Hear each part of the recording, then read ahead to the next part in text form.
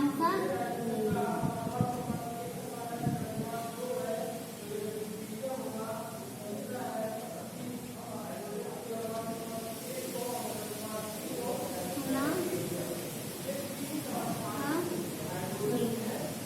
हम ये जानेंगे कि कूलाम ने क्या नियम दिया था।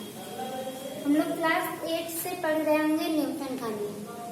न्यूटन ने हमें क्या नियम दिए थे कि जब कोई भी दो ऑब्जेक्ट एक दूसरे के पास आते हैं तो उनके बीच क्या लगता है, बल लगता है। तो कौन सा फोर्स लगता है, अट्रैक्शन का और डिस्ट्रैक्शन का, मतलब आकर्षण करने का बल और प्रतिकर्षण करने का बल।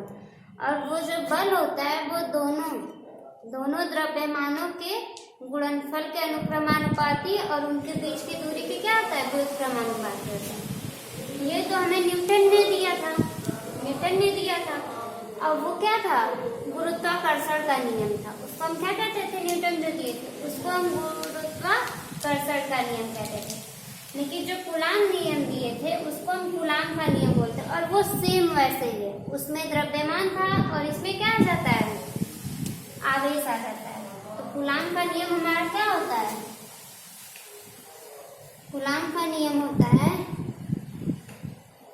कूलाम हमें नियम दिए थे कि दो आवेशों के बीच लगने वाला बल, अगर मान लेते हैं एक आवेश हमारा Q1 है और दूसरा आवेश हमारा क्या है, Q2, ठीक है। इस आवेश Q1 और Q2 के बीच लगने वाला जो फोर्स होगा, आवेश Q1 और Q2 के बीच जो फोर्स लगेगा वो आकर्षण का हो या प्रतिकर्षण का हो, अगर दोनों चार्ज सेम होंगे तो उनके बीच क्या होगा, प्रतिकर्षण होगा। और दोनों चार्ज अगर अपोजिट साइन के होंगे, एक हमारा प्लस होगा और दूसरा अगर माइनस होगा, तो उनके बीच क्या होगा, अट्रैक्शन होगा। वो एक दूसरे को क्या करेंगे, आकर्षित करेंगे। तो दोनों कंडीशन में बल तो लग रहा है ना, तो वो जो बल लगता है दोनों आवेशों के बीच वो क्या होता है, वो दोनों आवेशों के गुणनफल की क्या होता है, अनुक्रमानुपाती होता है। F is directly proportional to Q1 into Q2। और Q1 और Q2 के बीच कुछ दूरी भी तो है, उस दूरी को अगर हम R मान लेंगे तो वो लगने वाला बल क्या होगा, उस दूरी के वर्ग के व्युत्क्रमानुपाती होगा। क्या होगा, F is inversely proportional to 1/r²। Inversely proportional to r²। तो हम ये कह सकते हैं कि कूलाम हमें यही नियम दिए थे कि दो आवेशों के बीच लगने वाला बल उनके गुणनफल के अनुक्रमानुपाती और उनके बीच की दूरी की क्या होता है, व्युत्क्रमानुपाती होता है। अगर हम इसको इक्वेशन फर्स्ट मान लेते हैं और इसको इक्वेशन 2 मान लेते हैं तो हमारा ये क्या हो जाएगा, इसको हम अगर एक साथ लिखे इक्वेशन 1 और 2 को, तो हम क्या लिख सकते हैं, F is directly proportional to Q1 into Q2/r²। और अगर हम प्रोपोर्शनल का साइन हटाएंगे तो ये हमारा क्या हो जाएगा, K Q1 into Q2/r²। जहाँ ये हमारा क्या है, नियतांक, क्या बोलते हैं, नियतांक।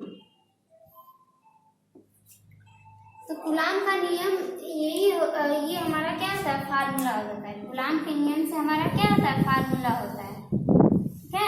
F is equal to K Q1 into Q2/r²। K की भी कुछ वैल्यू होती है, अभी बता रहे हैं। तो हमारे यहाँ से कूलाम के नियम की डेफिनेशन क्या बनती है, ऐसे हम ऐसे लिख सकते हैं इसको। अगर हमें कूलाम का नियम लिखना होगा तो हम क्या लिखेंगे, ऐसे हम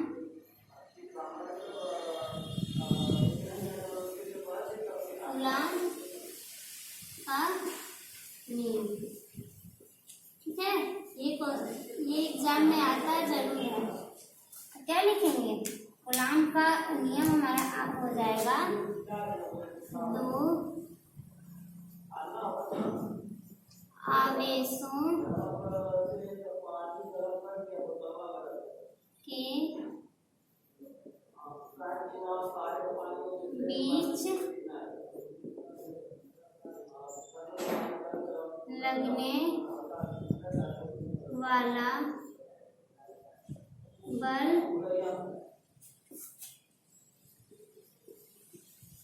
आवेशों के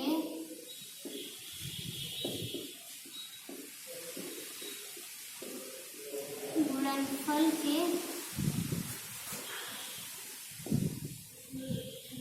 अनुक्रमानुपाती होता है।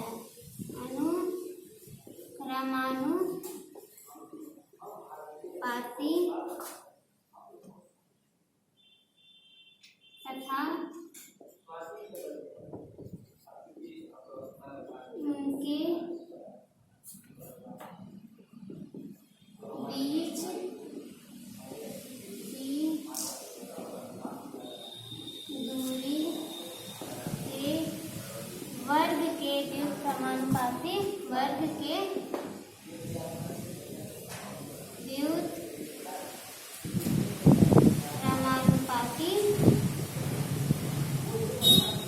व्युत्क्रमानुपाती होता है।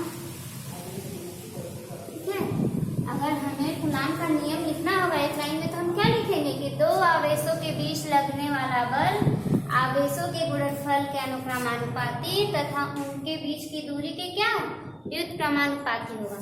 अब अगर हमें यहाँ से फार्मूला निकालना होगा तो हम कैसे निकालेंगे? अब ऐसे निकालेंगे, हम यहाँ लेट करेंगे, ये हमारी डेफिनेशन थी। अब हम फार्मूला कैसे ऐसे निकालेंगे? ऐसे माना दो आवेश क्या है Q1 तथा Q2 है, यही ना। अब कूलाम के नियम से क्या लिखेंगे? कूलाम तथा उनके बीच की दूरी तथा उनके बीच की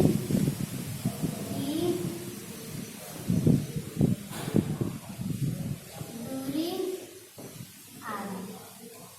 तब क्या होगा? लगने वाला बल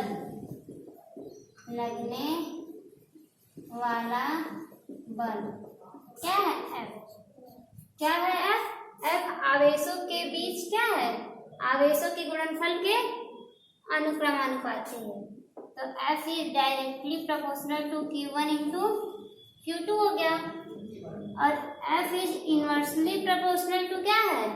दूरी के वर्ग क्या व्युत्क्रमानुपाती। दूरी क्या है? ये हमारे आवेश हो गए। एक आवेश हमारा क्या है? ये Q1 है, एक आवेश हमारा Q2 है, और ये इनके बीच की दूरी R हो गई।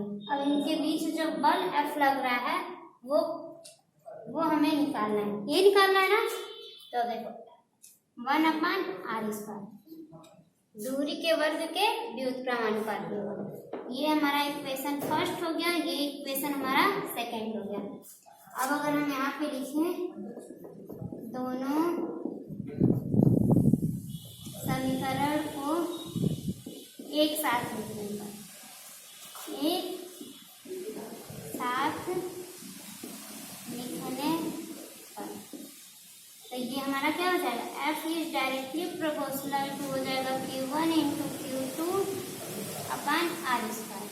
अगर प्रोपोर्शनल का साइन हटाएंगे तो ये हमारा क्या हो जाएगा? K Q1 Q2/r²। ठीक है, जहाँ K हमारा क्या होता है? नियतांक। जहाँ K एक क्या है? नियतांक।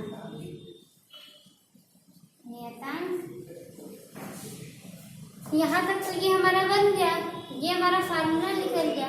लेकिन हम यहाँ पे क्या लिखेंगे? और K इक्वल टू हमारा हो जाता है 1/4πε0। K इक्वल टू हमारा क्या होता है? 1/4πε0। ये हमारा क्या हो जाएगा? F equal to 1/4πε0 Q1 into Q2/r²। ये हमारा क्या हो गया? दो आवेशों के बीच लगने वाले बल का क्या हो गया? फार्मूला सूत्र हो गया। अगर हमें दो आवेशों के बीच लगने वाले बल को निकालना होगा तो हम किस फार्मूले का यूज करेंगे? F is equal to 1/4 pi epsilon naught Q1 into Q2 upon R square. और अगर हमसे एग्जाम में पूछ देता है कि कूलाम का नियम लिखिए और उससे क्या कीजिए, सूत्र का निगमन कीजिए, तो हम ऐसे पहले कूलाम का नियम लिखेंगे, फिर ऐसे फार्मूले का क्या करेंगे, डेरिवेशन करेंगे। ये तो हमारा फार्मूला हो गया।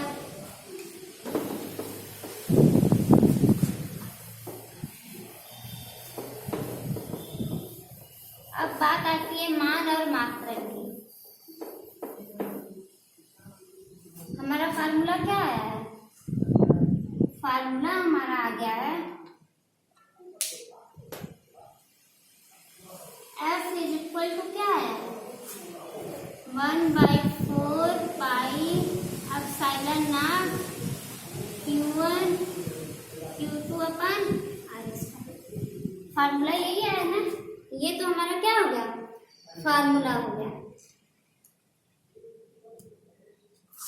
अब अगर हमसे पूछेगा, अब देखिए यहाँ पे हमारी वैल्यू जो होती है 1/4 पाई एप्सिलॉन नॉट जो होता है, इसकी वैल्यू क्या होती है, 9 into 10 to the power 9 newton metre square coulomb. ये किसकी होती है, ये 1/4 पाई एप्सिलॉन नॉट की ये क्या होती है वैल्यू।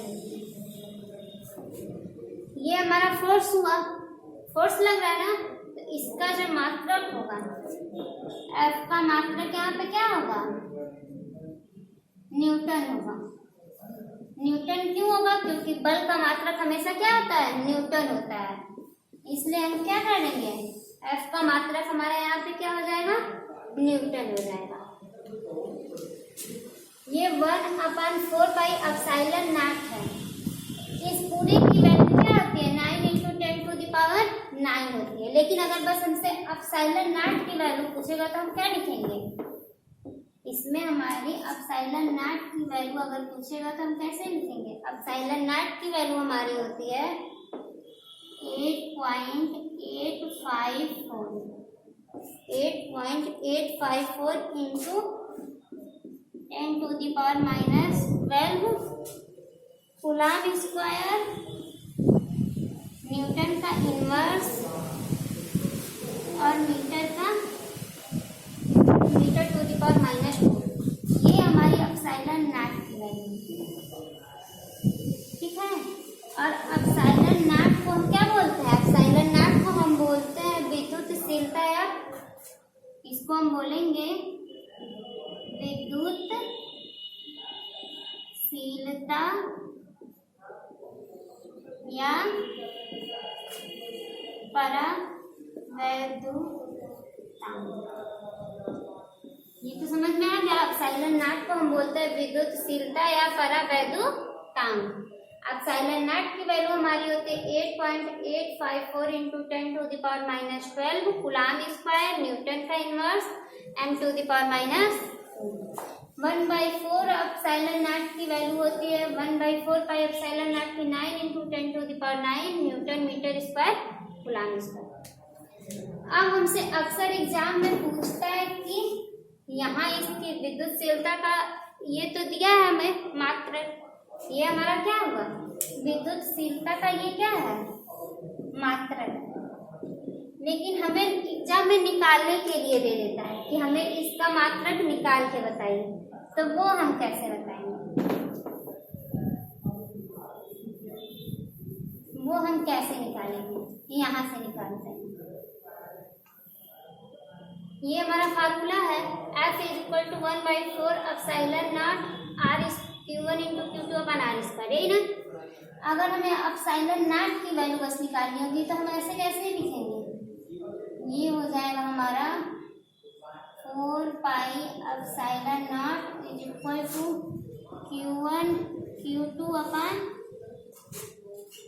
F R स्क्वायर, ये होगा ना। ये 4 पाई है, epsilon naught is equal to हो जाएगा हमारा Q1 into Q2 upon 4 pi F into R square. अगर हमें एप्सिलॉन नॉट का मात्रक निकालना होगा, का मात्रक बराबर Q1 इंटू Q2, यही है ना। तो क्या होगा, Q1 का मात्रक गुणे Q2 का मात्रक बटे 4 पाई हमारा क्या है, अचर है, इसका तो कोई मात्रक होगा नहीं। F का मात्रक क्या होगा, न्यूटन, और आर स्क्वायर का मात्रक मीटर स्क्वायर। Q1 का मात्रक कूलाम और इसका भी मात्रक कूलाम, तो ये हो जाएगा हमारा coulomb square upon newton metre square. अब कूलाम स्क्वायर को हम क्या लिख सकते हैं, C से डिनोट करते हैं। कूलाम को किससे डिनोट करते हैं, C से, तो C का स्क्वायर न्यूटन, और N से डिनोट करते हैं मीटर को स्मॉल n से। अब अगर ये ऊपर जाएगा तो क्या हो जाएगा, C square into N inverse into M का स्क्वायर। अतः एप्सिलॉन नॉट का मात्रक हमारा क्या होता है, coulomb square newton metre square, या कूलाम स्क्वायर न्यूटन का इनवर्स और मीटर का माइनस मीटर। अगर हमसे एप्सिलॉन नॉट का मात्रक निकालने के लिए पूछेगा तो आप लोग निकाल लेंगे ना ये।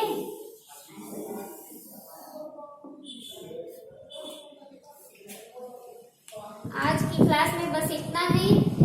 इस फार्मूले से जितने भी बुक के क्वेश्चन होंगे आप लोग खुद से सॉल्व कीजिएगा।